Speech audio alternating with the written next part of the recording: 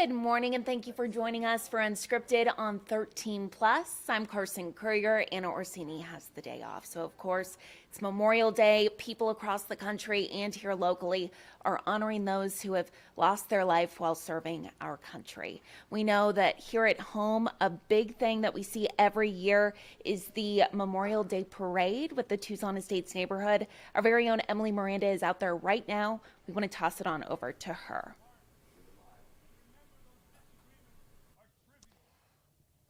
Carson, I'm currently out here at the Tucson Estates Memorial Park where this memorial ceremony is taking place following a parade earlier this morning. So I'm going to step off camera so you can get a better view of what is going on out here right now.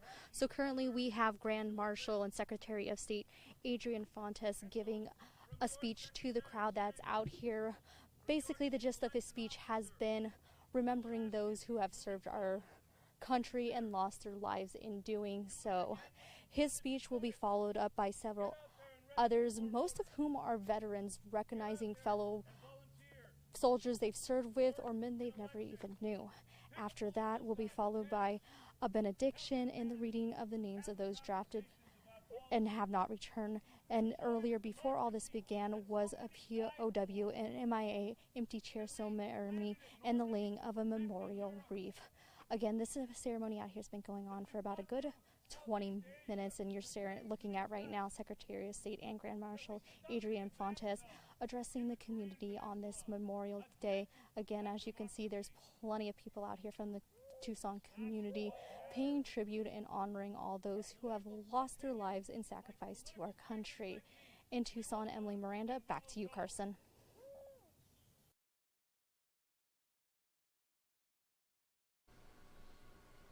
Thank you so much, Emily. And of course, so many other events happening here locally. A lot of them got started around 8 or 9 this morning, so about 30 minutes ago or so.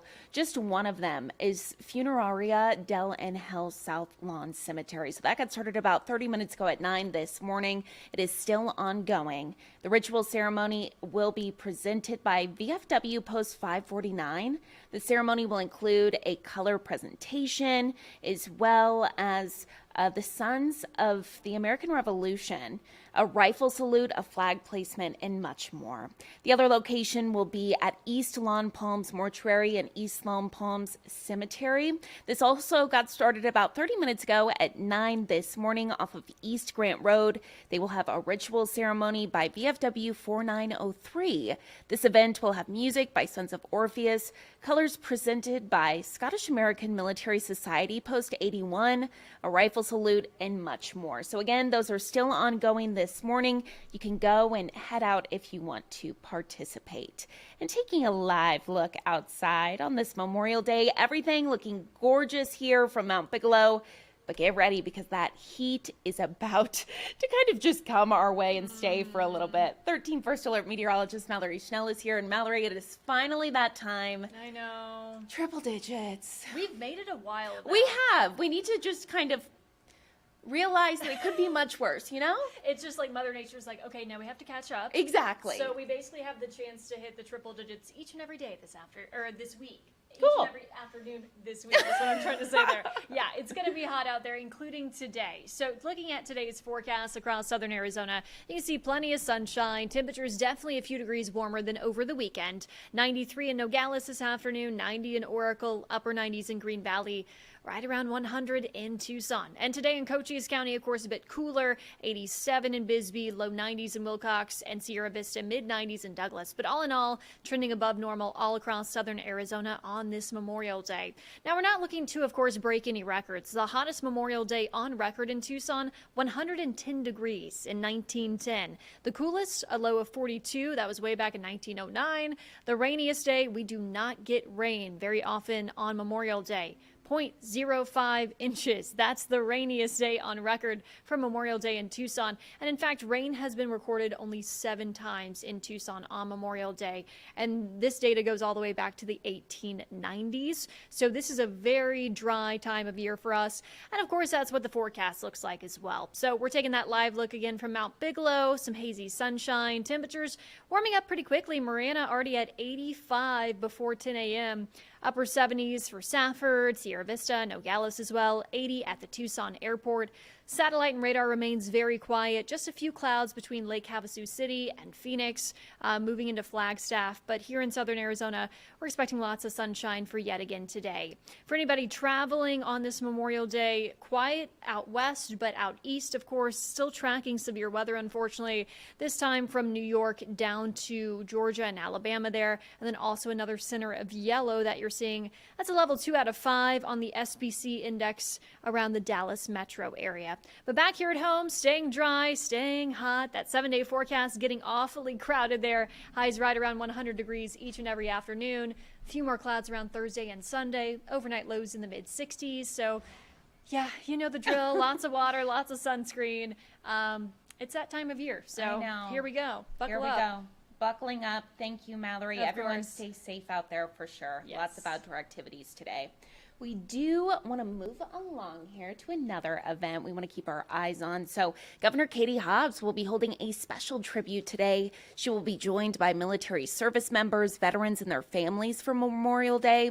This will be happening at the VA National Memorial Cemetery of Arizona, as Hobbs will provide remarks and present a proclamation in honor of the holiday. So we'll be watching that. We'll definitely bring you some coverage later this evening or this afternoon on 13 News. And we want to take a live look this morning right now to the World War II Memorial in Washington, D.C. It's just one of the areas folks around the nation are remembering the service members who've paid the ultimate sacrifice to defend our country. President Biden actually hosted a breakfast this morning at the White House. That was around 5:30 a.m. our time. Just an hour ago, the president participated in the wreath-laying ceremony at the Tomb of the Unknown Soldier. We actually streamed that right here from our 13 Plus desk. And we know as many people are honoring those who have fought for our freedoms today by either going to events like this or just giving their thoughts and prayers to those families of those individuals. A lot of people also with the day off just enjoy their time outside. They barbecue. It's kind of the unofficial start to summer, you know. But our very own Brooke Wagner, she actually talked to someone from USAA, who sums it up perfectly about what this holiday is really about. So we want to go ahead and take a listen here. I guess I can understand to a degree why it can be confusing, because we talk about grilling out, we talk about hanging out with family or friends, but really, when you look deeper, it's the reason why we're able to do those American traditions. That's the time to maybe think about, okay, there's a reason why I'm able to be out here doing this weekend. Right, I agree with you 100%. I think that the 600,000 plus American souls that are looking down on us this weekend, they want us to be in the backyard barbecuing and going to parades. And welcoming another summer ahead of us, because that's why they made the sacrifice that they did, so that we could have this freedom, liberty, and this opportunity to pursue happiness. And that's exactly why they laid down their life for us. And so what we hope is that all Americans during this weekend take a moment to stop, pause, remember, and honor those who made that sacrifice for the rest of us.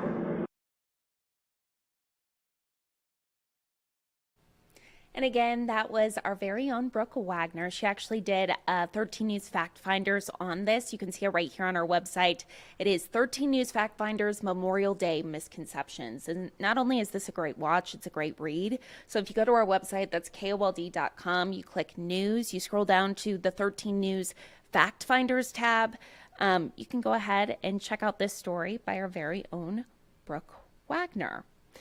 And kind of moving along here, taking a look outside to our beautiful landscape. The big question, have you ever wondered how Arizona came to be the state it is today? From border negotiations to various agreements and purchases, how did Arizona become the state we know and love?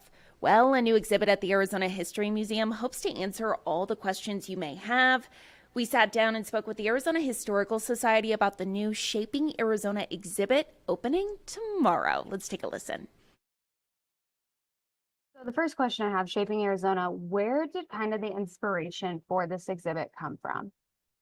So we were looking for a new exhibit to talk about here at the Arizona Historical Society, and looking at Arizona kind of as a whole and how we became to be Arizona was an idea we had talked about.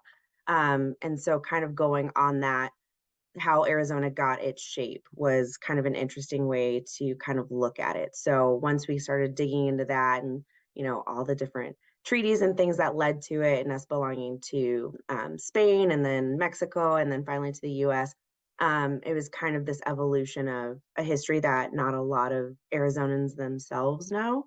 So we thought it would be a really great exhibit to kind of have and put on display. Now, when you guys were kind of doing some of the research for this, were you surprised by any of the things that you learned? A little bit. So I am a native Arizonan and I studied history. So there was a few things kind of going into it, I guess how early. So I knew obviously like the rough timeline, but kind of, how early explorers were coming to Mexico and everywhere else to kind of see the new world, if you will.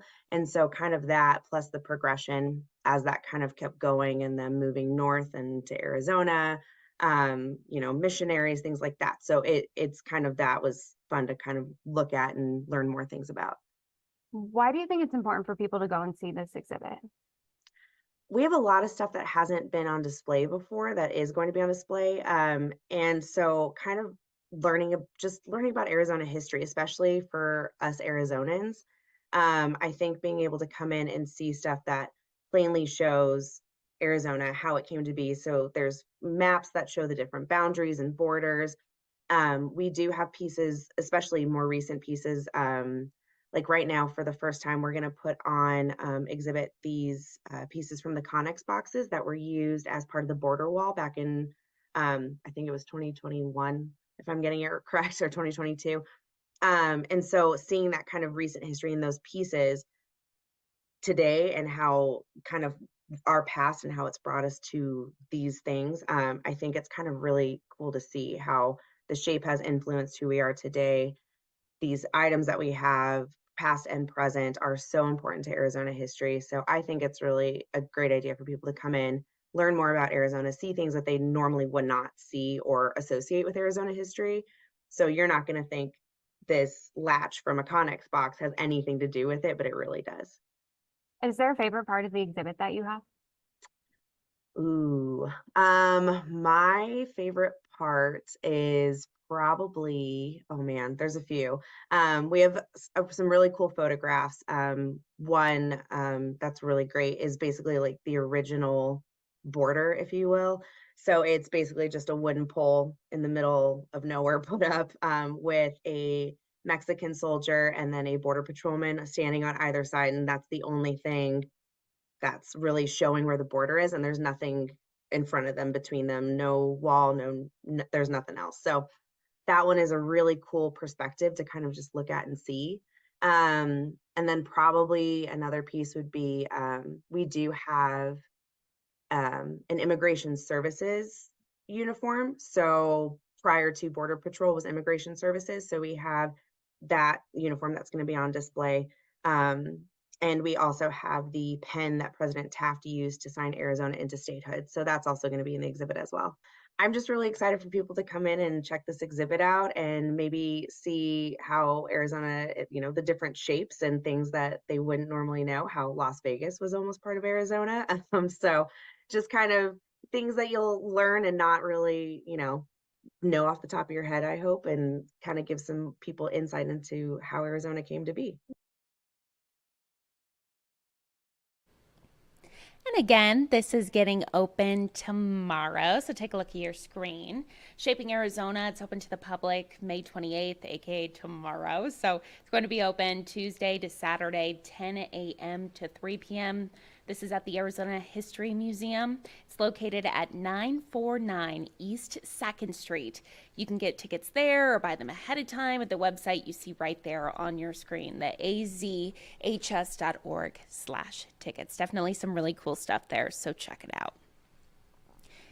And we want to take a live look here outside one final time. Again, the triple digits are back. So make sure you prepare as you head outside to just enjoy your holiday or go to any of the Memorial Day events around town. Make sure you have water, a hat. Make sure you try to find some shade and cool down there because, as Mallory mentioned, the triple digits are not going anywhere anytime soon. So thank you so much for watching this episode of Unscripted on 13 Plus. Join Anna Orsini and myself tomorrow at 9:30 for more news and weather. Have a great day. Thanks for watching.